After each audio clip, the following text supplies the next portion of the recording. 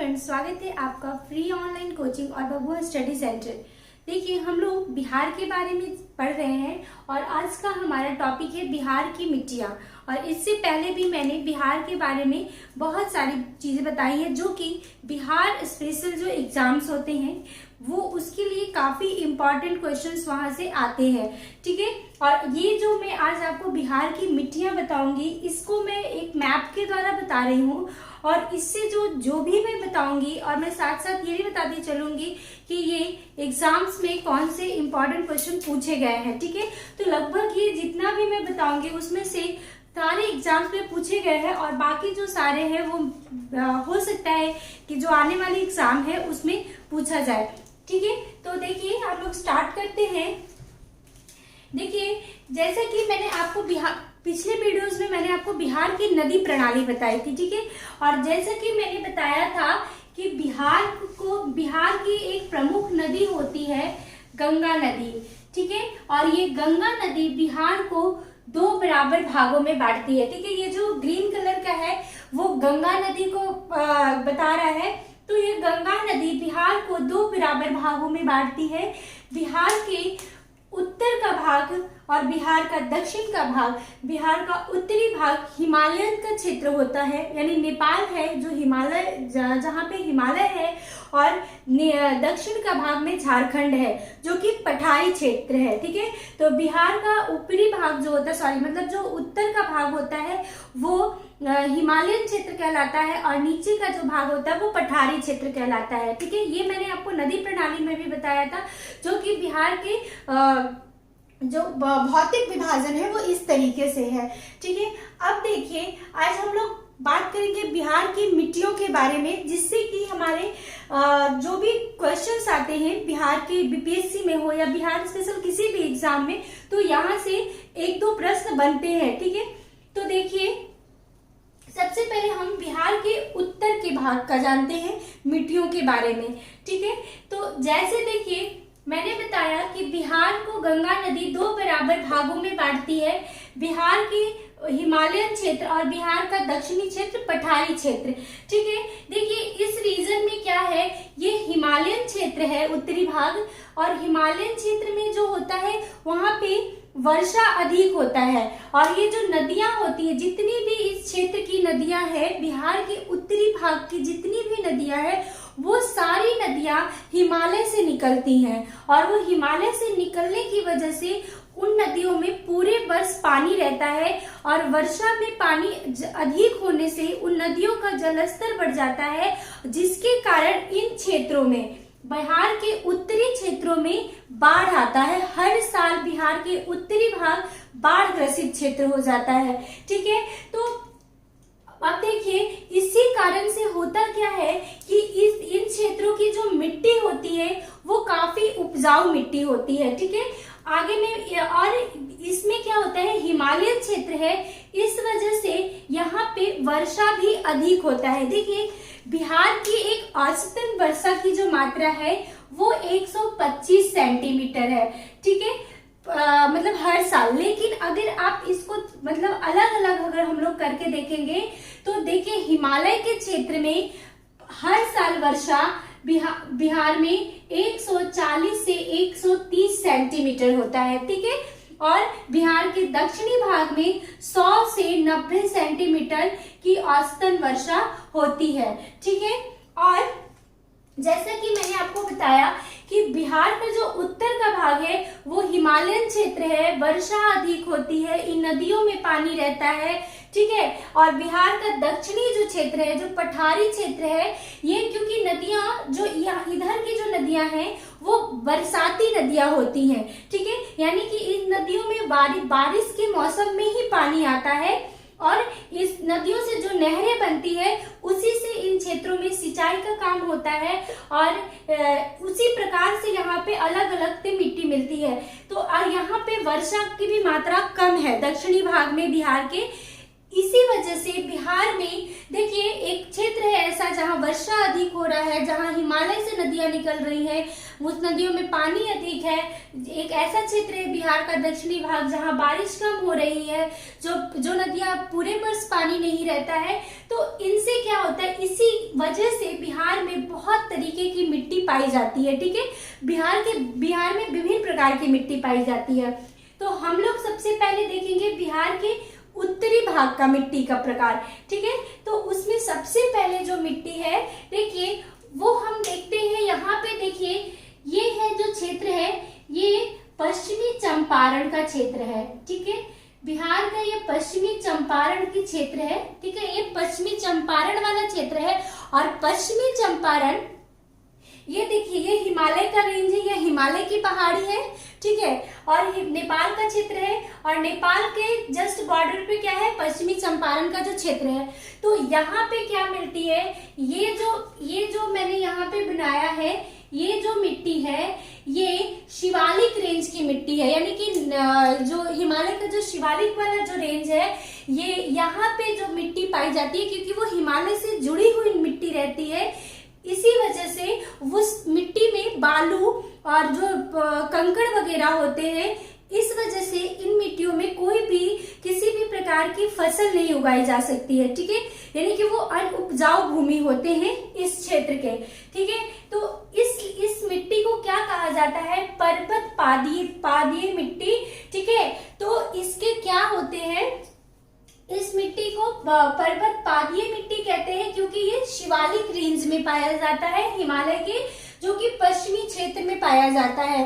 तो ये प्रश्न बिहार पीसीएस में पूछा हुआ है कि पर्वत पादीय मिट्टी किन क्षेत्रों में, बिहार के किन क्षेत्रों में पाया जाता है, पश्चिमी चंपारण में। ठीक है, और या फिर ऑप्शन में ये भी दे सकता है कि किन क्षेत्रों में पाया जाता है, तो ये शिवालिक क्षेत्र में पाए जाते हैं। ठीक है, तो ये दोनों ही ऑप्शन में आ सकता है, कोई भी मतलब एक आ सकता है। तो ये पश्चिमी क्षेत्र में पाया जाता है, शिवालिक क्षेत्र में पाए जाते हैं, और ये इसको कहा जाता है पर्वत पादीय मिट्टी। और ये उपजाऊ भूमि नहीं होती है, क्योंकि यहाँ की जो मिट्टी होती है वो हिमालय से जुड़ी होती है, और वहां पे बालू कंकड़ वगैरह इस मिट्टी में पाए जाते हैं, इस वजह से यहाँ पे फसल नहीं उगाई जाती है।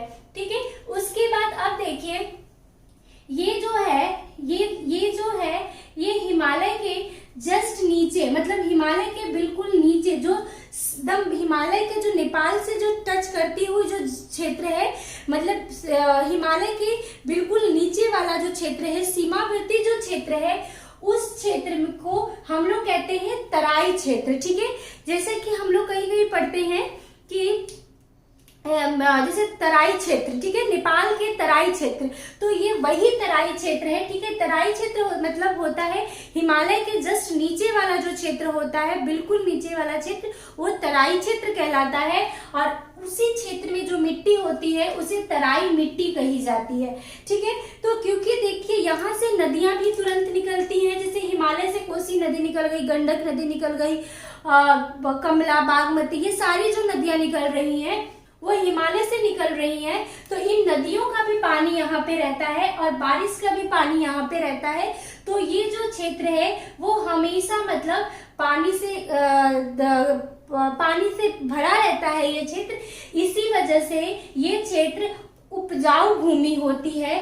तराई मिट्टी जो होती है वो काफी उपजाऊ होती है, इसीलिए यहाँ पे देखिए गेहूं, ठीक है, धान और गेहूं, धान और जूट, ठीक है, इस तरह की फसल उगाई जाती है यहाँ पे। ठीक है, अब आगे देखिए, उसके बाद हम लोग देखिए बाकी जो भी बिहार के जो उत्तरी भाग है, वो ज्यादातर जो भाग है वो खादर मिट्टी से ढका हुआ है। ठीक है, खादर मिट्टी, देखिए खादर मिट्टी किसे कहते हैं, जो ये खादर मिट्टी या नवीन जलोढ़ मिट्टी। ठीक है, इसे नवीन जलोढ़ मिट्टी क्यों कहा जाता है, खादर मिट्टी वो होता है, जैसे मैंने आपको बताया कि उत्तर का जो बिहार का भाग है वो बाढ़ ग्रसित होता है, यानी हर साल जो नदियां हैं वो अपने साथ बाढ़ में जो मिट्टी लाती है वो यहाँ पे छोड़ देती है। ठीक है, इन क्षेत्रों में फिर अगले साल फिर नई मिट्टी लाती है। ठीक है, फिर जब जैसे जैसे बारिश का जो मौसम आता है, हर साल वो एक नदियां अपने साथ मिट्टी लाती है और छोड़ देती है।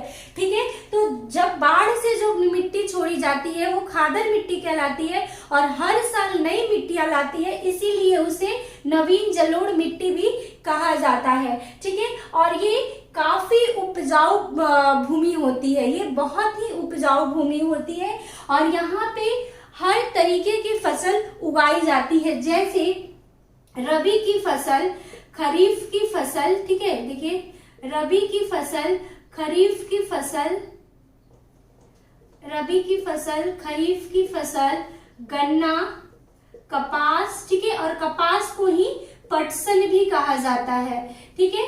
तो जैसे दलहन हो गया, तिलहन हो गया, ठीक है, ये हर तरीके की फसल यहाँ पे उगाई जाती है क्योंकि ये काफी उपजाऊ भूमि होती है और हर साल नदियां नई मिट्टी बाढ़ से लाती है यहाँ पे, ठीक है। अब देखिए उसके बाद बिहार का हम लोगों ने ये भाग देखा कि बिहार का उत्तर भाग का ज्यादातर पोर्शन है, 90% जो भाग है बिहार का उत्तर का, वो खादर मिट्टी या नवीन जलोढ़ मिट्टी से ढका होता है और ये उपजाऊ भूमि होती है।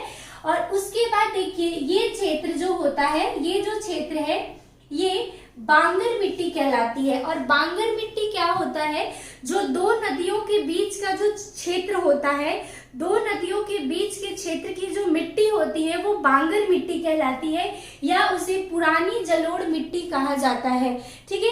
इसका मतलब होता है कि पुरानी बांगर मिट्टी मैंने बताया दो नदियों के बीच, इसका मतलब कि इधर से जो एक गंडक नदी आ रही है और इधर से जो एक घाघरा नदी आ रही है, ये मैंने नदी प्रणाली में बताया है कि इधर से एक गंडक नदी आती है और इधर से घाघरा नदी। तो गंडक नदी और घाघरा नदी के बीच का जो क्षेत्र है वो बांगर मिट्टी से ढका हुआ है, ठीक है, वहां पे बांगर मिट्टी पाई जाती है। और बांगर मिट्टी क्या होता है, देखिए गंडक नदी और घाघरा नदी में बाढ़ तो आता है लेकिन जो बीच का क्षेत्र है वो वहां पे हर साल बाढ़ नहीं आता है। कभी बहुत ज्यादा अधिक बाढ़ आया अगर नदी में तो उन क्षेत्रों में बाढ़ का पानी चला जाता है, ठीक है। इसीलिए जब कभी कभी आता है ऐसा तो इसीलिए उसे पुरानी जलोढ़ मिट्टी कहते हैं क्योंकि हर साल वो जो दोआब वाला क्षेत्र होता है, ठीक है, जो दो नदियों के बीच का क्षेत्र होता है उसे दोआब क्षेत्र कहा जाता है। दोआब का मतलब होता है, आब मतलब पानी होता है, यानी दो पानियों के बीच का जो क्षेत्र है, यानी दो नदियों के बीच का जो क्षेत्र है वो बांगर मिट्टी होता है वहां पे, और उसे ही पुरानी जलोढ़ मिट्टी कहते हैं क्योंकि यहाँ पे कभी कभी बाढ़ आता है वो मिट्टी छोड़ देती है, ठीक है। तो ये घाघरा और गंडक के बीच का क्षेत्र है, ये बांगर है। देखिए ये भी उपजाऊ भूमि होती है और यहाँ पे भी, ठीक है, देखिए यहाँ पे अरहर की खेती बहुत अधिक होती है, गेहूं की खेती अधिक होती है, धान की खेती अधिक होती है, ठीक है, गन्ना की खेती अधिक होती है। इस तरीके से ये मिट्टी भी काफी उपजाऊ होती है, पुरानी जलोढ़ मिट्टी, और तब होती है जब यहाँ पे देखिए यहाँ की बस ये है कि यहाँ पे मतलब सिंचाई की व्यवस्था भी उत्तम होनी चाहिए क्योंकि यहाँ पे हर साल पानी उपलब्ध नहीं रहता है, ठीक है। इस क्षेत्र में हर साल पानी उपलब्ध नहीं रहता है, इसीलिए यहाँ पे सिंचाई की व्यवस्था अधिक चाहिए होती है। और जब पानी की अगर व्यवस्था, जल प्रबंधन अगर अच्छी हो जाती है अगर इस क्षेत्र में, तो उपजाऊ मतलब जो क्या बोलते हैं, फसलों की जो उपजाऊ है वो अधिक हो जाती है, ठीक है। और खादर में क्या है, क्योंकि यहाँ पे हर साल बाढ़ आता है, हर साल नदियां पानी लाती हैं और नई मिट्टी लाती हैं, छोड़ती हैं, तो यहाँ पे सिंचाई व्यवस्था अपने आप ही अच्छी हो जाती है जिससे कि ये सारे फसल की उपजाऊ बहुत अच्छी हो जाती है, ठीक है।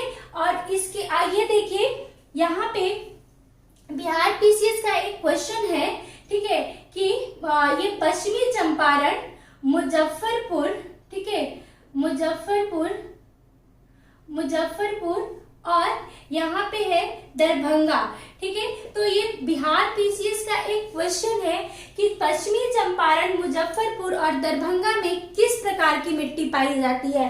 तो ये देखिए ये इन सारे क्षेत्रों में किस प्रकार की मिट्टी पाई जाती है, खादर मिट्टी, ठीक है, खादर मिट्टी या ऑप्शन में नवीन जलोढ़ मिट्टी, दोनों में से कोई भी हो सकता है क्योंकि ये इतना इम्पोर्टेंट क्वेश्चन है कि ये 2 बार पूछा है और दोनों बार अलग अलग ऑप्शन दिया हुआ है, ठीक है। तो खादर मिट्टी या नवीन जलोढ़ मिट्टी एक ही होता है, ठीक है। अब देखिए इसके बाद अब हम लोग आते हैं बिहार के दक्षिणी भाग पे, और क्योंकि हम जानते हैं कि बिहार का दक्षिणी भाग पठारी क्षेत्र है, ठीक है, क्योंकि छोटा नागपुर का पठार इस क्षेत्र में स्थित है, कैमूर की पहाड़ियां इस क्षेत्र में स्थित है।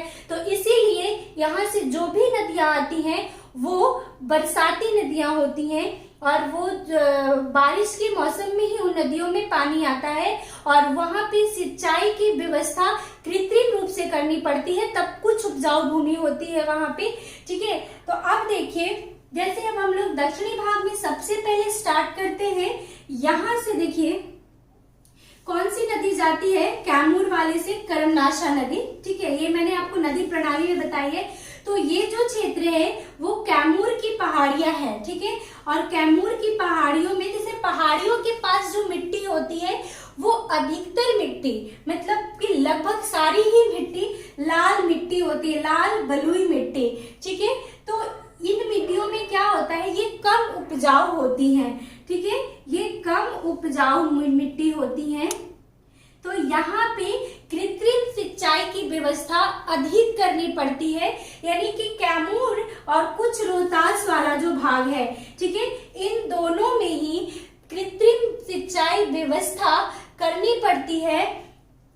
लाल बलुई मिट्टी होने के कारण कम उपजाऊ क्षेत्र होता है, तो फसल उगाने के लिए कृत्रिम व्यवस्था सिंचाई की करनी पड़ती है, ठीक है। अब आगे देखिए, अब बाकी जो क्षेत्र है, ये जो आप देख रहे हैं, ये जो क्षेत्र है ये सारा ही क्षेत्र पुरानी जलोढ़ मिट्टी, ठीक है, या करैल कैवाल मिट्टी कहलाती है, ठीक है। पुरानी जलोढ़ मिट्टी या करैल कैवाल मिट्टी, ये कौन सी मिट्टी होती है? देखिए, सबसे पहले ये गंगा नदी है और देखिए गंगा नदी के जस्ट नीचे, यानी गंगा नदी से बिल्कुल बराबर में जो क्षेत्र होता है, बगल में जो साइड में जो क्षेत्र होते हैं, आसपास के क्षेत्र को कहा जाता है टाल मिट्टी का क्षेत्र होता है वो, ठीक है।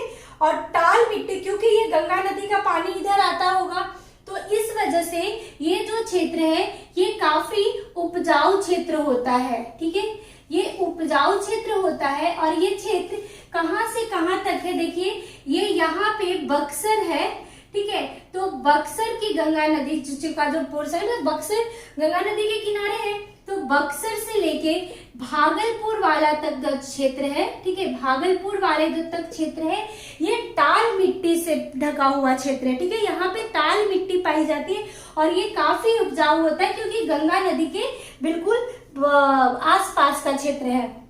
तो टाल मिट्टी, तो इसी कारण से यहाँ पे भी कौन कौन सी गेहूं की खेती अधिक होती है, ठीक है, यहाँ पे गेहूं की खेती अधिक होती है। उसके अलावा दलहन की खेती, ठीक है, दलहन की खेती अधिक की जाती है। तो अब आगे देखिए, ये टाल मिट्टी के बारे में मैंने बता दिया, ये आपको लाल बलुई मिट्टी हो गया दक्षिणी भाग का। और ये जो अब जो क्षेत्र है, ये उसके बाद जो दक्षिणी भाग का जो क्षेत्र है ये सारे पुरानी जलोढ़ मिट्टी होती है, क्योंकि कभी तो गंगा नदी के पानी से, ठीक है, गंगा नदी का पानी आता है, या फिर गंगा, क्योंकि जो भी नदियां हैं वो गंगा नदी में मिलती हैं, तो गंगा नदी का पानी हो गया।